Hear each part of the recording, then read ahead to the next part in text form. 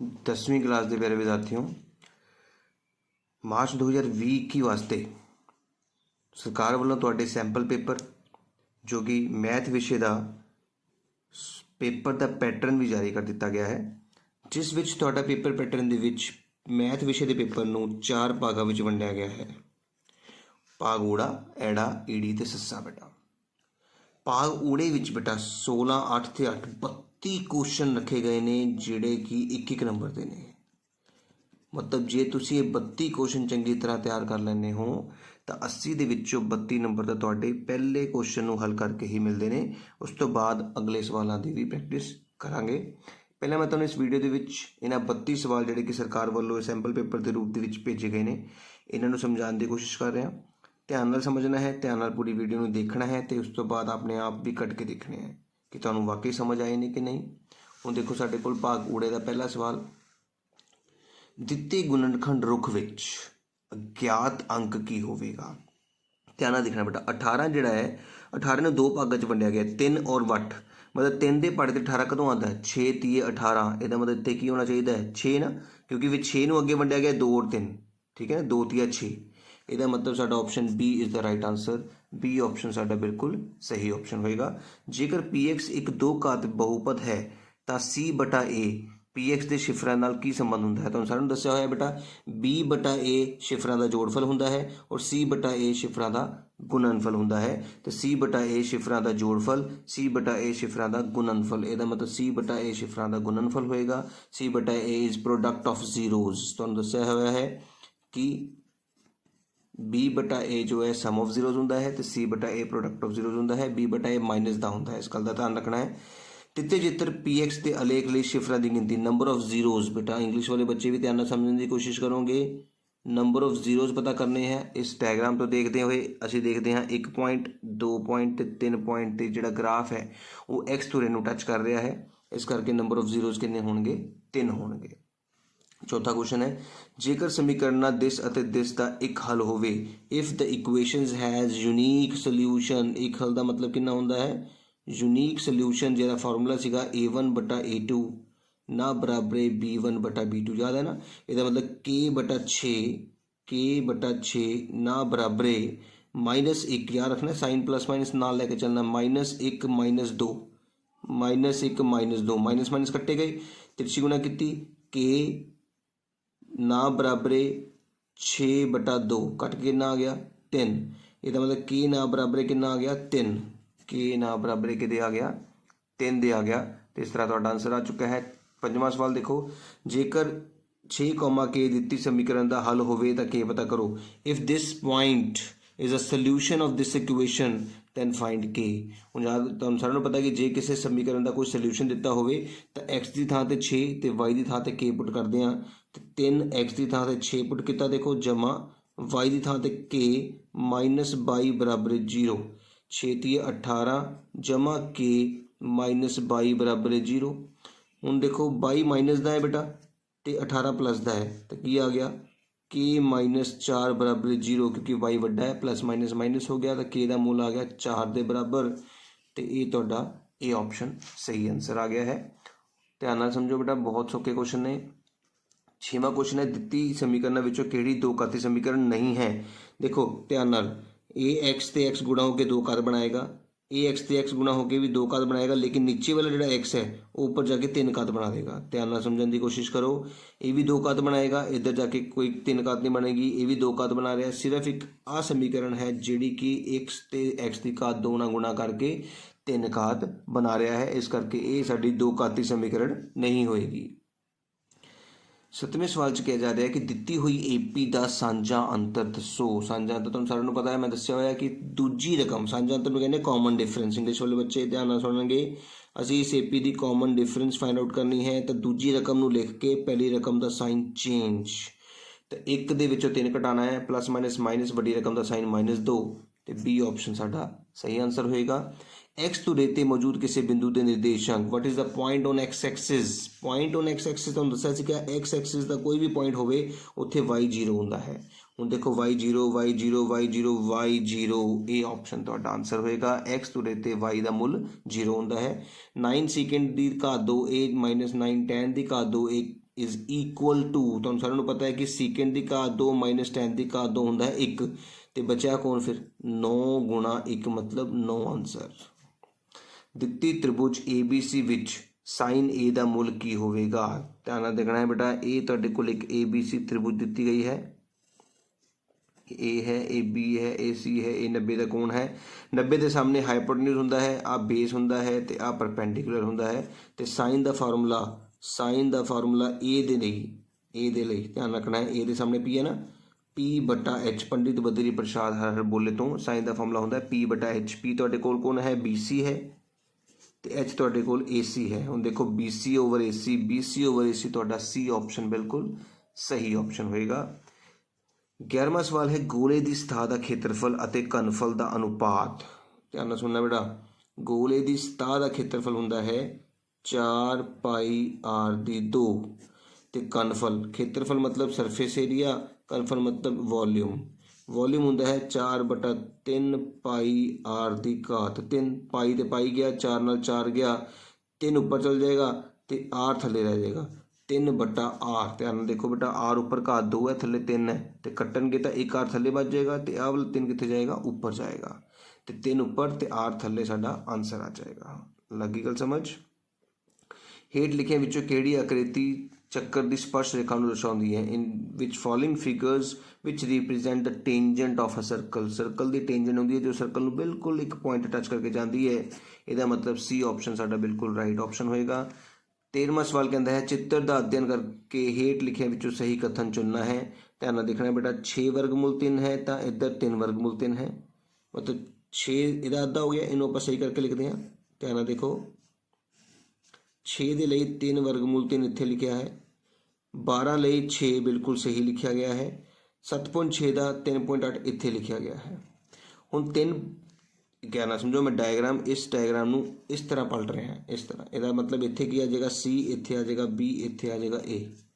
समझ लगी बेटा? इस डायग्राम नूं इस तरह पलटिया गया है ताकि आ रकम इधर आ जाए तो आ रकम इधर आ जाए। तो हुण ए त्रिभुज ते ए त्रिभुज आपस में बिल्कुल देखो भुजावां अद्धियां अद्धियां हो गई ने, समरूप हो चुके ने। समरूप हो गए तो इसका मतलब पी कोण जिहड़ा है सी के बराबर होना चाहिए है, नहीं, बिल्कुल सही, पी कोण सी के बराबर होएगा बेटा। लगी गल समझ? जदों 2 त्रिभुज समरूप हो जान तो उन्होंने सारे कोण आमने सामने वाले बराबर हो जाते हैं।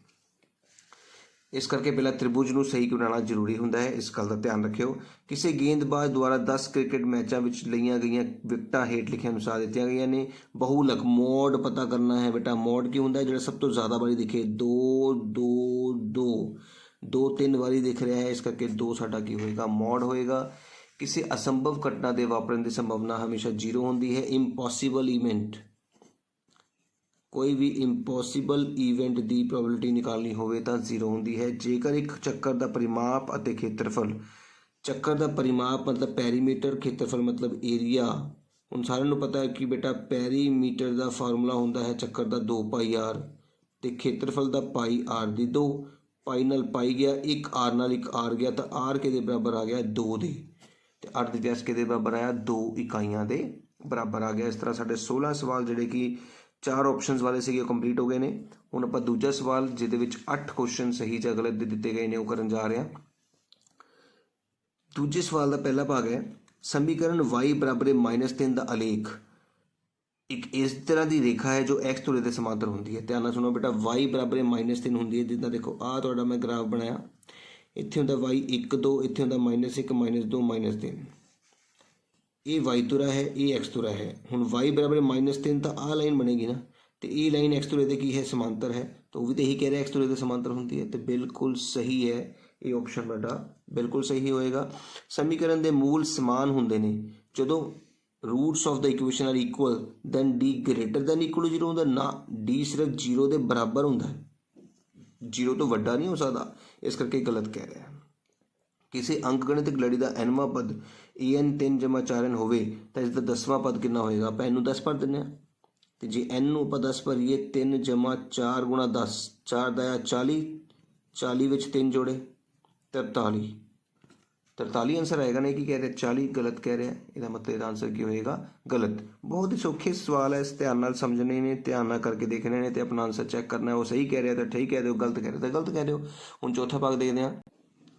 ਕਹਿੰਦੇ ਕਿ ਬਿੰਦੂ ਦੀ ਮੂਲ ਬਿੰਦੂ ਤੋਂ ਦੂਰੀ, ਯਾਦ ਰੱਖੋ ਕਿਸੇ ਵੀ ਬਿੰਦੂ ਦੀ ਮੂਲ ਬਿੰਦੂ ਤੋਂ ਦੂਰੀ ਪਤਾ ਕਰਨੀ ਹੋਵੇ ਤਾਂ 3 ਦੀ ਘਾਤ 2 ਜਮਾ 4 ਦੀ ਘਾਤ 2, ਉਸ ਬਿੰਦੂ ਦੇ ਅੱਖਰਾਂ ਦੀ ਘਾਤ 2 ਦਾ ਜੋੜ ਦਾ ਵਰਗਮੂਲ ਹੁੰਦਾ ਹੈ। ਕਿੰਨਾ ਆ 9 ਤੇ 16 25 ਤੇ 25 ਦਾ ਵਰਗਮੂਲ 5 ਹੁੰਦਾ ਹੈ। ਬਿਲਕੁਲ ਸਹੀ ਹੈ ਆਂਸਰ, ਇਹਦਾ ਮਤਲਬ ਸਹੀ ਹੈ ਬੇਟਾ। The distance of this point from ਦਾ ਓਰੀਜਨ, ਮੂਲ ਬਿੰਦੂ ਨੂੰ ਕੀ ਕਹਿੰਦੇ ਆਪਾਂ 0 0 ਤੇ ਉੱਤੇ ਤੁਸੀਂ ਵਰਗਮੂਲ ਵਾਲਾ ਫਾਰਮੂਲਾ 7ਵੀਂ ਕਲਾਸ ਦਾ x2 x1 ਦੀ ਘਾਤ 2 y2 y1 ਦੀ ਘਾਤ 2 ਵੀ ਲਗਾ ਸਕਦੇ ਹੋ। ਕਿਸੇ ਵੀ ਕੋਣ ਇਹਦੇ ਲਈ ਸਾਈਨ 4/3 ਹੋਵੇਗਾ ਕਦੇ ਵੀ ਨਹੀਂ, ਕਿਉਂਕਿ ਸਾਈਨ ਦੇ ਮੁੱਲ ਵਿੱਚ ਯਾਦ ਰੱਖਣਾ ਹੈ ਕਿ ਅੰਸ਼ ਕਦੇ ਵੀ ਹਰ ਤੋਂ ਵੱਡਾ ਨਹੀਂ ਹੋ ਸਕਦਾ। ਸਾਈਨ ਵਿੱਚ ਵੀ ਤੇ ਕਾਜ਼ ਵਿੱਚ ਵੀ ਯਾਦ ਰੱਖ ਲਓ ਇਸ ਗੱਲ ਨੂੰ ਕਿ ਸਾਈਨ ਤੇ ਕਾਜ਼ ਵਿੱਚ ਉੱਪਰ ਵਾਲੀ ਰਕਮ ਕਦੇ ਵੀ ਥੱਲੜੀ ਰਕਮ ਤੋਂ ਵੱਡੀ ਨਹੀਂ ਹੋ ਸਕਦੀ। ਜੇਕਰ ਸ਼ੰਕੂ ਦਾ ਆਧਾਰ ਤੇ ਉਚਾਈ ਸਿਲੰਡਰ ਦੇ ਆਧਾਰ ਤੇ ਉਚਾਈ ਦੇ ਬਰਾਬਰ ਹੋਵੇ ਤਾਂ ਉਹਨਾਂ ਦੇ ਘਨਫਲਾਂ ਵਿੱਚ ਅਨੁਪਾਤ 3:1 ਹੋਵੇਗਾ। ਧਿਆਨ ਨਾਲ ਸੁਣਨਾ ਹੈ। ਸ਼ੰਕੂ ਦੇ ਆਧਾਰ ਤੇ ਉਚਾਈ ਸਿਲੰਡਰ ਤੇ ਆਧਾਰ ਤੇ ਉਚਾਈ ਬਰਾਬਰ ਹੈ ਤੇ ਸ਼ੰਕੂ ਦਾ ਖੇਤਰਫਲ ਹੁੰਦਾ ਹੈ 1/3 ਪਾਈ ਆਰ ਦੀ 2h ਤੇ ਸਿਲੰਡਰ ਦਾ ਪਾਈ ਆਰ ਦੀ 2h ਹੁੰਦਾ ਹੈ। ਤੇ ਪਾਈ ਆਰ ਦੀ 2h ਪਾਈ ਆਰ ਦੀ 2h ਕੱਟੇ ਗਏ ਤੇ ਬਚਿਆ ਕੀ 1:3, ਜਦਕਿ ਇੱਧਰ ਕਹਿ ਰਿਹਾ 3:1। ਤੇ ਯਾਦ ਰੱਖਣਾ ਹੈ ਸ਼ੰਕੂ ਦੇ ਆਧਾਰ ਦੀ ਉਚਾਈ ਤੇ ਸਿਲੰਡਰ ਦੇ ਆਧਾਰ ਦੀ ਉਚਾਈ ਦੇ ਬਰਾਬਰ ਹੋਵੇ ਤਾਂ ਉਹਨਾਂ ਦੇ ਘਨਫਲਾਂ ਦਾ ਅਨੁਪਾਤ 1:3 ਹੁੰਦਾ ਹੈ, ਨਾ ਕਿ 3:1 ਹੁੰਦਾ ਹੈ। ਜੇਕਰ PE ਦੇ ਉੱਪਰ ਦੇਖੋ ਬਾਰ ਲੱਗੀ ਹੈ ਜਿਸ ਦਾ ਮਤਲਬ ਹੁੰਦਾ ਹੈ E ਨਹੀਂ ਦੀ ਸੰਭਾਵਨਾ ਦਰਸਾਉਂਦਾ ਹੈ ਤਾਂ PE ਜਮਾ PE ਬਾਰ ਬਰਾਬਰ 0 ਹੋਵੇਗਾ। ਬਿਲਕੁਲ ਸਹੀ। ਕਿਸੇ ਵੀ ਘਟਨਾ ਦੇ ਹੋਣ ਦੀ ਸੰਭਾਵਨਾ ਤੇ ਨਾ ਹੋਣ ਦੀ ਸੰਭਾਵਨਾ ਦਾ ਜੋੜ ਹਮੇਸ਼ਾ 0 ਨਹੀਂ ਹੁੰਦਾ, 1 ਹੁੰਦਾ ਹੈ ਬੇਟਾ, ਇਸ ਕਰਕੇ ਗਲਤ ਕਹਿ ਰਿਹਾ ਹੈ। ਯਾਦ ਰੱਖਣਾ ਹੈ ਕਿਸੇ ਵੀ ਘਟਨਾ ਦੇ ਹੋਣ ਦੀ ਸੰਭਾਵਨਾ ਤੇ ਨਾ ਹੋਣ ਦੀ ਸੰਭਾਵਨਾ ਦਾ ਜੋੜ 1 ਹੁੰਦਾ ਹੈ। ਚੱਕਰ ਦੇ ਅੰਦਰੂਨੀ ਬਿੰਦੂ ਤੋਂ ਚੱਕਰ ਤੇ ਕੋਈ ਵੀ ਸਪਰਸ਼ ਰੇਖਾ ਨਹੀਂ ਖਿੱਚੀ ਜਾ ਸਕਦੀ, ਕਿਉਂਕਿ ਚੱਕਰ ਦੇ ਅੰਦਰ ਕੋਈ ਬਿੰਦੂ ਹੋ ਗਿਆ ਤਾਂ ਉਹ ਚੱਕਰ ਨੂੰ ਟੱਚ ਨਹੀਂ ਕਰੇਗਾ, ਚੱਕਰ ਨੂੰ ਕੱਟ ਕੇ ਜਾਏਗਾ। ਤੇ ਇਹ ਵੀ ਸਾਨੂੰ ਗਲਤ ਕਹਿ ਰਿਹਾ। ਇਸ ਤਰ੍ਹਾਂ ਸਾਡੇ ਅਗਲੇ 8 ਸਵਾਲ ਜਿਹੜੇ ਕਿ ਸਹੀ ਜਾਂ ਗਲਤ ਵਾਲੇ ਸਨ ਉਹ ਵੀ ਕੰਪਲੀਟ ਹੋ ਗਏ ਨੇ। ਹੁਣ ਆਪਾਂ ਅਗਲੇ 8 ਸਵਾਲ ਕਰਨ ਜਾ ਰਹੇ ਹਾਂ ਜਿਹੜੇ ਕਿ ਖਾਲੀ ਥਾਵਾਂ ਨਾਲ ਲਿੰਕ ਕਰਦੇ ਨੇ। ਜਦੋਂ ਦੋ ਸਮੀਕਰਨਾਂ ਦੇ ਆਲੇਖ ਆਪਸ ਵਿੱਚ ਕੱਟਣ ਤਾਂ ਸਮੀਕਰਨਾਂ ਦਾ ਜੋੜ, ਦੇਖੋ ਜਦੋਂ ਦੋ ਆਲੇਖ ਆਪਸ ਵਿੱਚ ਕੱਟਦੇ ਨੇ ਤਾਂ ਉਹਨਾਂ ਦਾ ਇੱਕ ਹੱਲ ਹੁੰਦਾ ਹੈ ਨਾ, ਤੇ ਉਹਨਾਂ ਨੂੰ ਕੀ ਕਹਿੰਦੇ ਨੇ ਸੰਗਤ, ਕਿਉਂਕਿ ਸੰਗਤ ਦਾ ਹੱਲ ਹੁੰਦਾ ਹੈ। If two equations, the graph of equations is intersecting to each other, then there is ਸੰਗਤ mean consistent। ਸਾਰੇ ਵਰਗ ਡੈਸ਼ ਹੁੰਦੇ ਨੇ, all squares are dash, ਸਾਰੇ ਵਰਗ ਸਰਬੰਗ ਸਮ ਹੁੰਦੇ ਨੇ, ਕਿਉਂਕਿ ਉਹਨਾਂ ਦੀ ਸਾਰੇ ਵਰਗ ਸਰਬੰਗ ਸਮ ਨਹੀਂ ਆਪਾਂ ਕਹਿ ਸਕਦੇ, ਸੌਰੀ, ਸਾਰੇ ਵਰਗ ਸਮਰੂਪ ਹੁੰਦੇ ਨੇ, ਕਿਉਂਕਿ ਇੱਕ ਵਰਗ ਛੋਟਾ ਤੇ ਇੱਕ ਵਰਗ ਵੱਡਾ ਵੀ ਹੋਵੇਗਾ ਤਾਂ ਵੀ ਇਹ ਸਮਰੂਪ ਹੋਣਗੇ, ਇਸ ਕਰਕੇ ਸਾਰੇ ਵਰਗ ਸਮਰੂਪ ਸਿਮਿਲਰ। ਜੇਕਰ ਰੇਖਾਖੰਡ AB ਦਾ ਮੱਧ ਬਿੰਦੂ M ਹੈ, ਦੇਖੋ ਆ A ਹੈ, ਆ B ਹੈ, ਆ M ਹੈ, ਤਾਂ AM ਅਤੇ BM ਦਾ ਅਨੁਪਾਤ 1:1 ਹੋਵੇਗਾ, ਕਿਉਂਕਿ ਬਰਾਬਰ ਹਿੱਸਿਆਂ ਵਿੱਚ ਵੰਡਿਆ ਗਿਆ ਹੈ, ਇੱਕ ਹਿੱਸਾ ਇੱਧਰ ਇੱਕ ਹਿੱਸਾ ਇੱਧਰ। ਕੋਟ ਦੀ ਘਾਤ 2 ਜਮਾ 1 ਹਮੇਸ਼ਾ ਕੋਸੀਕੈਂਟ ਦੀ ਘਾਤ 2 ਹੁੰਦਾ ਹੈ, ਇਸ ਗੱਲ ਦੀ ਯਾਦ ਰੱਖਣਾ ਹੈ। ਤੇ ਕੋਸੀਕੈਂਟ ਦੀ ਘਾਤ 2 ਅਰਧ ਵਿਆਸ R ਵਾਲੇ ਚੱਕਰ ਦੇ ਉਸ ਅਰਧ ਵਿਆਸੀ ਖੰਡ ਦਾ ਖੇਤਰਫਲ, ਬੇਟਾ ਅਰਧ ਵਿਆਸੀ ਖੰਡ ਦਾ ਖੇਤਰਫਲ ਹੁੰਦਾ ਹੈ ਪਾਈ R ਦੀ 2 ਥੀਟਾ ਬਟਾ 360। ਹੁਣ ਦੇਖੋ ਪਾਈ R ਦੀ 2 ਥੀਟਾ ਬਟਾ 360 ਹੋ ਸਕਦਾ ਹੈ, ਲੇਕਿਨ ਜੇ 2 ਨਾਲ ਆਪਾਂ ਇਹਨੂੰ ਕੱਟਾਂਗੇ, ਇਸ ਕਰਕੇ ਇਹੀ ਤੁਹਾਡਾ ਆਂਸਰ ਹੋਏਗਾ, ਕਿਉਂਕਿ ਇੱਥੇ 360 ਹੈ ਪਰ R ਦੇ ਉੱਪਰ ਘਾਤ 2 ਨਹੀਂ ਹੈ, ਇੱਥੇ R ਦੇ ਉੱਪਰ ਘਾਤ 2 ਹੈ ਪਰ ਥੱਲੇ 360 ਨਹੀਂ ਹੈ, ਇਸ ਕਰਕੇ ਧਿਆਨ ਰੱਖਣਾ ਹੈ ਕਿ ਇਹ 720 ਵਾਲਾ ਕੱਟ ਕੇ 360 ਬਣੇਗਾ। ਦਿੱਤੇ ਹੋਏ ਚਿੱਤਰ ਵਿੱਚ ਖਿਡੌਣਾ ਡੈਸ਼ ਅਤੇ ਡੈਸ਼ ਦੇ ਸੰਯੋਜਨ ਨਾਲ ਬਣਿਆ ਹੈ। ਬੇਟਾ ਦੇਖੋ ਇੱਕ ਤੁਹਾਡੇ ਕੋਲ ਥੱਲੇ ਹੈ ਅਰਧਗੋਲਾ ਤੇ ਉੱਪਰ ਹੈ ਸ਼ੰਕੂ, ਤੇ ਸ਼ੰਕੂ ਅਤੇ ਅਰਧਗੋਲਾ ਤੁਹਾਡਾ ਆਂਸਰ ਹੋਏਗਾ। ਨਿਮਨ ਵਿੱਚੋਂ ਡੈਸ਼ ਕੇਂਦਰੀ ਪ੍ਰਵਿਰਤੀ ਦਾ ਮਾਪ ਨਹੀਂ ਹੈ। ਬੇਟਾ ਯਾਦ ਰੱਖਣਾ ਹੈ ਕੇਂਦਰੀ ਪ੍ਰਵਿਰਤੀ ਦੇ ਵਿੱਚ ਮੱਧਮਾਨ ਆਉਂਦਾ ਹੈ, ਮੱਧਿਕਾ ਆਉਂਦਾ ਹੈ, ਬੋਲਕ ਆਉਂਦਾ ਹੈ, ਲੇਕਿਨ ਵਿਚਲਨ ਸੀਮਾ ਨਹੀਂ ਆਉਂਦੀ। ਕੇਂਦਰੀ ਪ੍ਰਵਿਰਤੀ ਦੇ ਵਿੱਚ ਮੀਨ, ਮੀਡੀਅਨ ਤੇ ਮੋਡ ਹੁੰਦਾ ਹੈ। ਇੱਕ ਸਿੱਕੇ ਨੂੰ ਇੱਕ ਵਾਰ ਉਛਾਲਿਆ ਜਾਂਦਾ ਹੈ, ਇੱਕ ਚਿੱਤ ਪ੍ਰਾਪਤ ਕਰਨ ਦੀ ਸੰਭਾਵਨਾ, ਬੇਟਾ ਸਿੱਕੇ ਨੂੰ ਜਦੋਂ ਇੱਕ ਵਾਰ ਉਛਾਲਿਆ ਜਾਵੇ ਤਾਂ ਚਿੱਤ ਪ੍ਰਾਪਤ ਕਰਨ ਦੀ ਸੰਭਾਵਨਾ ਡੈਸ਼ ਹੋਵੇਗੀ। ਇੱਕ ਸਿੱਕੇ ਨੂੰ ਇੱਕ ਵਾਰ ਉਛਾਲਿਆ ਜਾਂਦਾ ਹੈ, ਚਿੱਤ ਪ੍ਰਾਪਤ ਕਰਨ ਦੀ ਸੰਭਾਵਨਾ ਬੇਟਾ 1/2 ਹੁੰਦੀ ਹੈ। ਇੱਥੇ ਆਪਸ਼ਨ ਨਹੀਂ ਦਿੱਤਾ ਗਿਆ ਹੈ, ਗਲਤ ਹੈ, ਕਿਤੇ ਨਾ ਕਿਤੇ ਕੋਈ ਆਪਸ਼ਨ ਹੋਏਗਾ। ਤੇ ਇਸ ਤਰ੍ਹਾਂ ਸਾਡੇ ਬੇਟਾ 32 ਸਵਾਲ ਜਿਹੜੇ ਨੇ ਕੰਪਲੀਟ ਹੋ ਚੁੱਕੇ ਨੇ 10ਵੀਂ ਕਲਾਸ ਦੇ। ਉਮੀਦ ਕਰਾਂਗੇ ਕਿ ਤੁਹਾਨੂੰ ਵਧੀਆ ਤਰੀਕੇ ਨਾਲ ਸਮਝ ਆਏ ਹੋਣਗੇ। ਤੇ ਜੇਕਰ ਮੇਰੀ ਵੀਡੀਓ ਵਧੀਆ ਲੱਗੀ ਹੋਵੇ ਜ਼ਰੂਰ ਉਸਨੂੰ ਲਾਈਕ ਕਰਿਓ, ਜ਼ਰੂਰ ਕਮੈਂਟ ਕਰਿਆ ਕਰੋ ਤੇ ਮੇਰੇ ਚੈਨਲ ਨੂੰ ਸਬਸਕ੍ਰਾਈਬ ਕਰਨਾ ਨਾ ਭੁੱਲਿਓ, ਕਿਉਂਕਿ 10ਵੀਂ ਕਲਾਸ ਦੇ ਬੇਟੇ ਸਾਰੇ ਚੈਪਟਰਸ ਦੀ ਇੱਕ ਅਭਿਆਸ ਦੇ ਇੱਕ ਕੁਐਸਚਨ ਦੀ ਵੀਡੀਓ ਮੇਰੇ ਚੈਨਲ ਤੇ ਅਪਲੋਡ ਕੀਤੀ ਜਾ ਚੁੱਕੀ ਹੈ ਔਰ ਬਹੁਤ ਹੀ ਸੌਖੇ ਢੰਗ ਨਾਲ ਸਮਝਾਇਆ ਗਿਆ ਹੈ। ਇੱਕ ਵਾਰ ਜ਼ਰੂਰ ਵਿਜ਼ਿਟ ਕਰਿਓ ਮੇਰੇ ਚੈਨਲ ਤੇ।